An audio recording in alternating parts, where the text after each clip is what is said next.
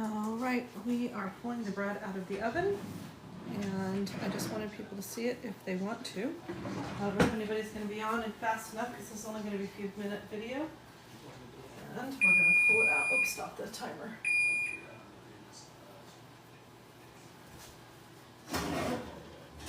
All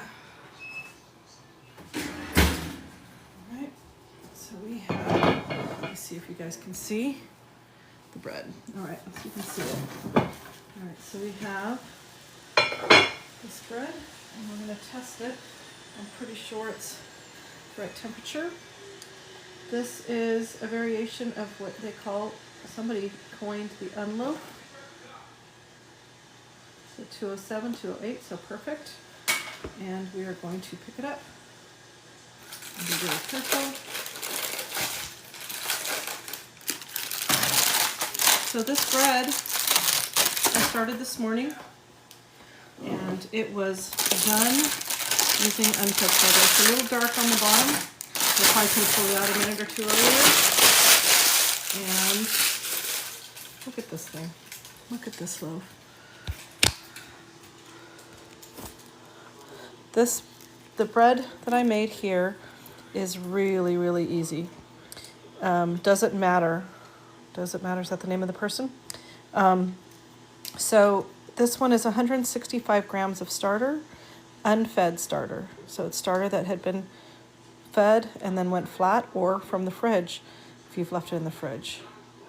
Look at this loaf. This is just beautiful. I did everything that is against the rules on this bread, unfed starter. And then I only did one or two, I did 2 stretch and folds, and I put it in a cold Dutch oven in a cold oven. And I left it, the lid on the whole time. Look at this thing.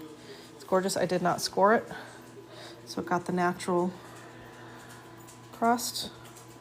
So this is super simple. I have this recipe listed, it's pinned on my page. Super, super easy. 165 grams of starter, 400 grams of water, and 15 grams of salt. Mix that up. Add in your 650 grams of flour. Mix it until it's shaggy and everything's combined.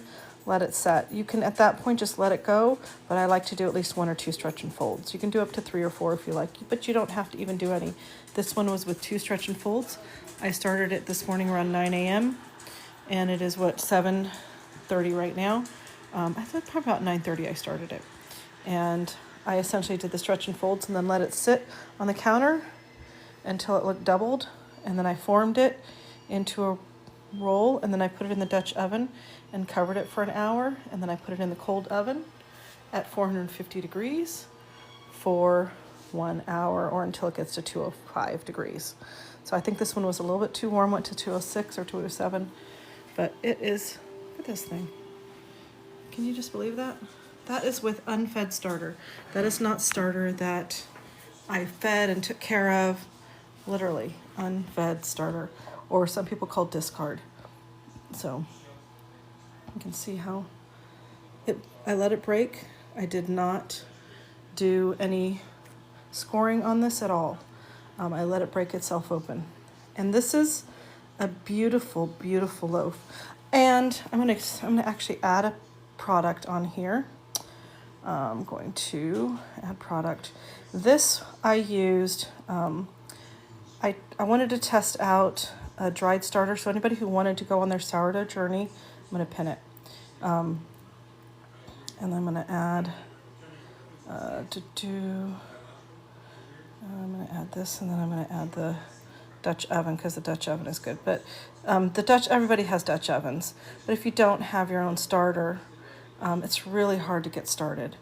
So let me pin that.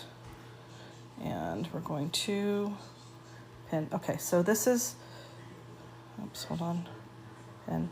So this only costs a couple dollars to get yourself started with sourdough.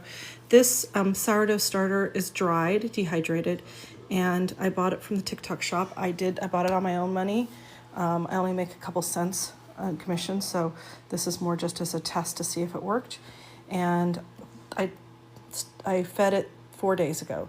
So this is 4 days of getting the starter ready. So from buying the starter, having it in my hand, and making the bread, 4 days. and I am extremely thrilled with this starter. I can't believe how easy it is to make. I did adjust how to do the rehydrating of it. I think that their method needs to be a little bit adjusted, and I do think you need a scale. Doing it with cups and everything is not going to work, but I think, look how pretty. And so this is the Dutch oven, by the way. It's a 6-quart, and I just bought it because I had one that had a Loge that was all messed up inside, and I don't know what I did to it, and it just never got better. I tried all the methods to clean it and never got better, so I wound up just buying one on the TikTok shop, and I'm loving it. Loving it! But most people have good Dutch ovens, and you don't have to have a Dutch oven to make bread, but if you want instructions on that, you can. So, oh my gosh. Okay, I'm going to repeat. So it's 165 grams of unfed starter, and you put in 400 grams of water and 15 grams of salt. You mix that up until the starter's no longer like kind of stringy, and then you add in 650 grams of flour and mix that in until it's a shaggy dough. Set it aside with, cover it with saran wrap, set it aside for 30 minutes, and then do a stretch and fold. If you don't know how to do a stretch and fold, don't worry. There's tons of videos on the internet. They're super simple.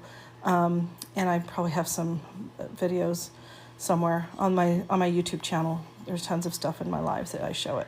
But you don't have to do it. You can leave it alone. And then you wait 45 minutes, do another stretch and fold. And that's what I did today. And then I let it sit on the counter for about four or five hours, maybe.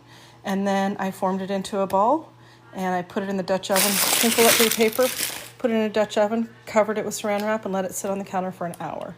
And then I put it in a cold oven, and I turned the oven on to 450 degrees, and it takes about an hour, covered the whole time. Completely different than most sourdough. Super simple, super easy, no stress, no mess. It is, I don't know about no mess, there's still a little bit of mess, but this is so pretty. So pretty. So using the dehydrated starter is a win. I have my own starter, and my own starter works this way, but I've been cultivating it for several years. So I think, thank you for whoever sent that thing. I don't know what that, I am not good with these gifts. I would love, I don't know what they mean, but I appreciate anything I send. Thank you, thank you, thank you. I appreciate it. And all the hearts you can send. If you like sourdough, send some hearts over my way. I would love that. I know that helps TikTok to think that I am doing something they like. So hearts are always good. And I don't know, what can I think? What do I think? Okay. Thank you, Jessie Bailey. I can thank my contributor. I don't know how to do that. I don't know what to do. I did something. I might have sent you a thank you. I don't know what that means. So, thank you guys. So I think I'm going to just end it. I just wanted to give a quick little update on this beautiful loaf of bread and share with you again this dried starter method, using a dehydrated starter to get started without having to have all the stress of wasting all the flour, because it's a lot of waste. You have to throw away a lot when you're doing your own starter. So I think that is it. If anybody else, if you missed the starter, you can always go to my page, follow me and go to my page and go to the showcase, or comment on one of my posts and say, hey, you said something about a starter, and I can point you to it. So I think, let me see, I have messages. Did I miss anybody asking questions? I'm just double checking. I don't think I have any questions, but I hope you guys have a blessed night. And my neighbor is extremely excited because I can't eat all this bread, so she's going to get at least half a loaf tonight. So yay, go her. Okay, have a wonderful night, guys.